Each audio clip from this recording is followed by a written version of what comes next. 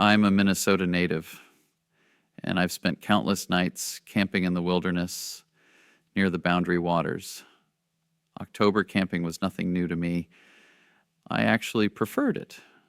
Fewer bugs, fewer people, and that crisp autumn air that makes a campfire feel like heaven.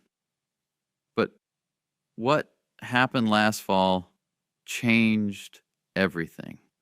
I'd found a perfect spot about 2 miles into the woods, the kind of clearing that experienced campers dream about.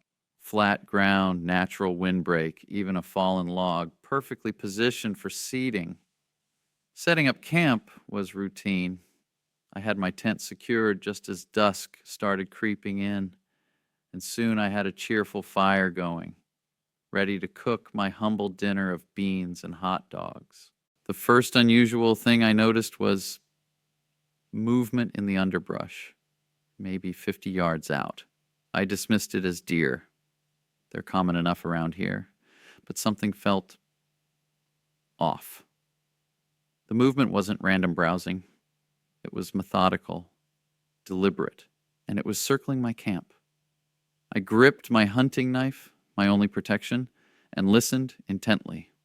Whatever it was big. Too big for comfort. Then everything went silent. And I mean everything.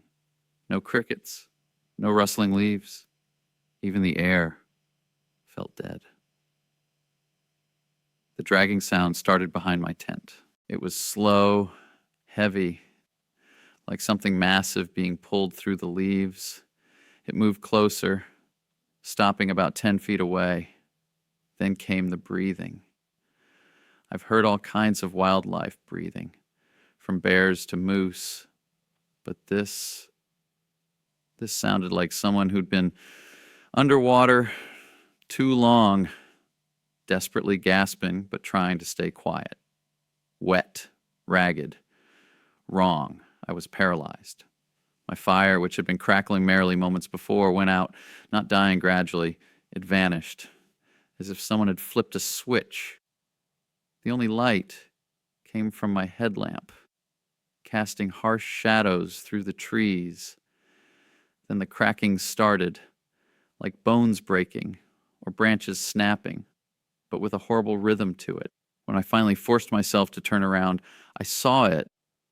At the edge of my headlamp's beam stood something tall, impossibly tall.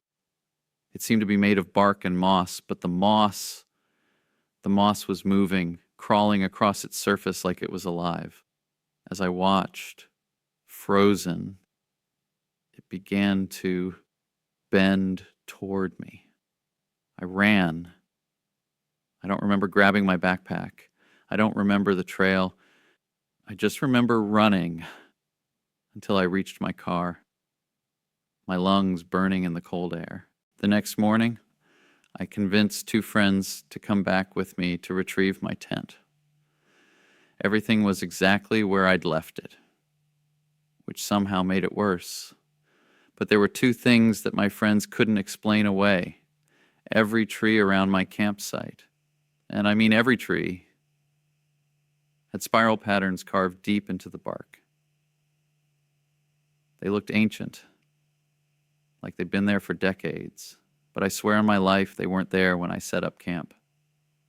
And my tent had dark stains soaked into the fabric that hadn't been there before. My friends insisted it was probably just bears. Bears get curious, they said. Bears make marks on trees. But bears don't make perfect spirals. Bears don't extinguish fires in an instant. Bears don't breathe like drowning people. And bears don't make me wake up every night since straining to hear that wet, ragged breathing in the dark.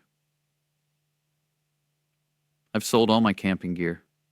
Some questions are better left unanswered, and some places in the woods should stay empty.